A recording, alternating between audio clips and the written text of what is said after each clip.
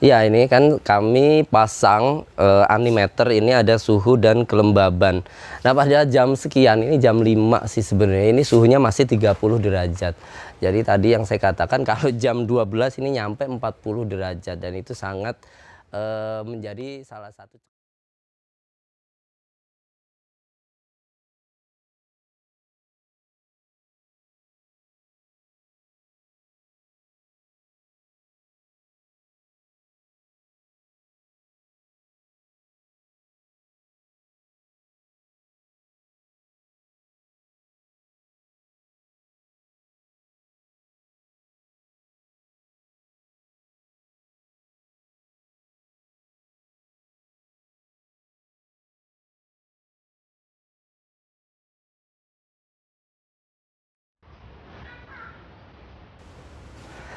Assalamualaikum warahmatullahi wabarakatuh, teman-teman semuanya. Ketemu lagi ya dengan kami di Rumah Agrotani. Hari ini kita akan mengupdate anggur hidroponik kita yang sudah banyak ditanyakan di kolom-kolom komentar. Nah, saat ini anggur hidroponik ini seperti yang lihat di atas saya, di belakang saya ini umurnya sih sekitar 4 bulanan ya, 4 bulanan. Jadi sudah tumbuh banyak. Dari primer, sekunder, dan tersiernya juga banyak, tapi memang ada beberapa hal yang perlu kita update di sini supaya teman-teman nggak banyak tanya, nanti bisa langsung dilihat videonya.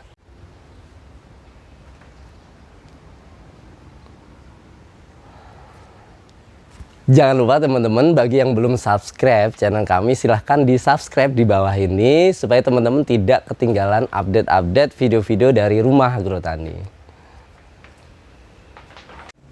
Ya, jadi teman-teman, kita mulai updatean kita. Jadi anggur kita ini sudah berumur 4 bulan. 4 bulan setelah kita tanam, dan dia masih tetap kita menggunakan sistem hidroponik. Nah, nutrisinya apa saja nanti yang kita berikan, nanti di akhir nanti akan saya berikan tipsnya ataupun nutrisi-nutrisi, bahan-bahan apa saja yang kita gunakan untuk membuat nutrisi anggur ini. Nah, kita mulai. Anggur ini batangnya sih sudah besar, tapi memang tidak semaksimal yang kita bayangkan. Kemudian ini yang primer, kemudian sekundernya karena kita pakai single cordon, kita pakai yang jarak dekat, ini ternyata juga menjadi masalah. Karena kemarin saya pikir karena ini di greenhouse, jadi memang jarak dekat tidak apa-apa, tapi ternyata daun-daunnya cukup bertumpuk, jadi ini mengurangi juga jumlah sinar matahari yang diterima oleh daun anggur.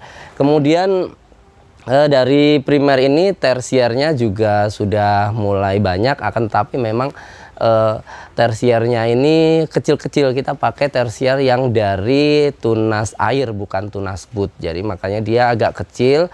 Karena apa? Ternyata ya teman-teman, di greenhouse ini kan tertutup, dia tertutup, dan kondisi greenhouse memang cukup pendek, jadi suhunya cukup tinggi. Nah, hal itu ternyata yang menjadi penghambat daripada pertumbuhan anggur kita. Pada awalnya dulu karena musimnya masih musim hujan, itu anggur tidak seberapa berpengaruh karena suhunya rendah. Nah, kalau sekarang musimnya kadang panas seharian, ini suhunya cukup tinggi, jadi sampai 40 derajat Celcius kalau di siang hari, ini menghambat pertumbuhan anggur. Jadi terlalu banyak energi yang dikeluarkan oleh anggur, jadi banyak yang tidak bisa dimanfaatkan untuk pertumbuhan. Jadi ini menjadi tips juga buat teman-teman yang mau menanam anggur di greenhouse, diperhatikan suhunya, karena suhu ini ternyata sangat mempengaruhi sekali terhadap pertumbuhan anggur, di mana anggur ini paling bagus tumbuhnya ini antara 25 derajat Celcius sampai dengan 31 derajat Celcius. Jadi teman-teman, ini tersiernya, beberapa tersier memang sudah cukup coklat. Jadi ini rencananya nanti bulan depan kalau sudah coklat kita akan buahkan. Kita akan pangkas tersier-tersiernya sehingga nanti buah. Nah, tapi ini nanti kita lakukan penjarangan, karena memang dengan ukuran jarak tanam yang segini, dengan luasan greenhouse yang segini ini, dengan 10 batang ini ternyata kebanyakan. Pasti nanti saya kurangin menjadi sekitar, mungkin kalau tidak 6 batang menjadi 4 batang, sehingga nanti cabang-cabang ini akan maksimal.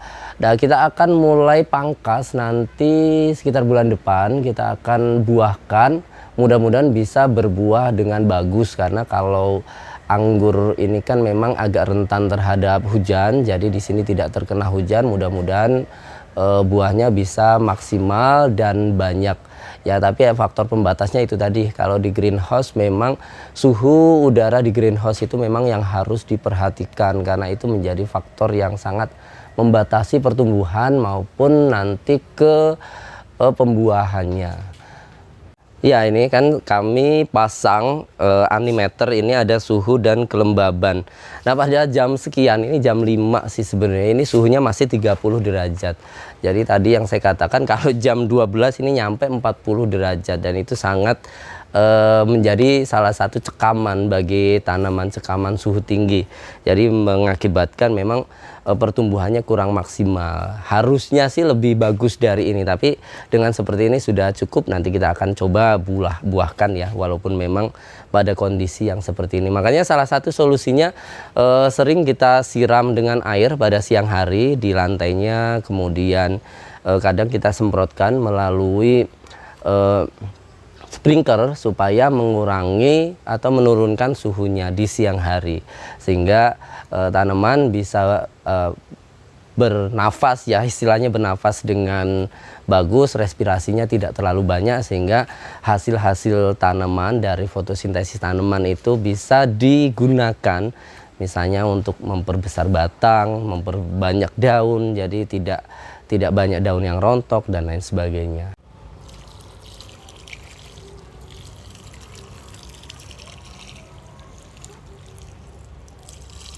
Ya, oke teman-teman, kita lanjutkan dengan penyiramannya atau penggunaan AB mix-nya. Jadi kita masih menggunakan AB mix yang lama ya, AB mix yang lama yang masih menggunakan untuk fase vegetatif, karena kita belum membuahkan. Mudah-mudahan nanti bulan depan kita sudah ganti menjadi AB mix yang untuk pembuahan. Kita tetap menyiramnya ini, kalau sekarang sudah tidak kita target lagi karena ini sesuai dengan kebutuhan.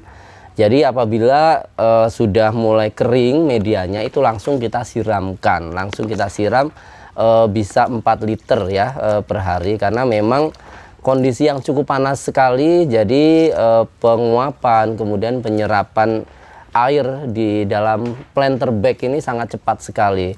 Di samping itu juga tanaman sudah besar, sudah seperti ini dengan daun-daun yang cukup banyak, sehingga kebutuhan akan air, kebutuhan akan nutrisi sangat banyak sekali sudah.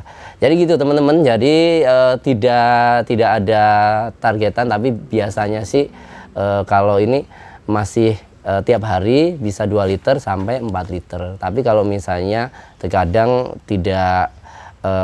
tidak sempat menyiram, itu bisa 2 hari sekali. Kemudian bahan-bahan yang saya gunakan untuk membuat AB mix ini adalah kita masih pakai bahan dari Merauke, bahan-bahan pupuk dari Merauke. Karena bahan-bahan pupuk Merauke ini hidroponik grade ya, artinya memang diset untuk hidroponik, dimana syarat-syarat bahan tersebut kan memang harus 100% larut dalam air. Nah, bahan-bahannya ada kalsinit, kemudian ada KNO3, ada MKP, kemudian ada Merauke SOP, kemudian ada MAGS, ada FE, Mikro FE, dan yang terakhir adalah Mikro Vitaflex. Nah, itu saja sih bahan yang saya gunakan. Nanti jumlah-jumlahnya bisa dilihat di atas ini ya. Jadi begitu ya teman-teman, tidak ada yang berubah dari awal tanam sampai sekarang, nanti berubahnya waktu kita pembuahan.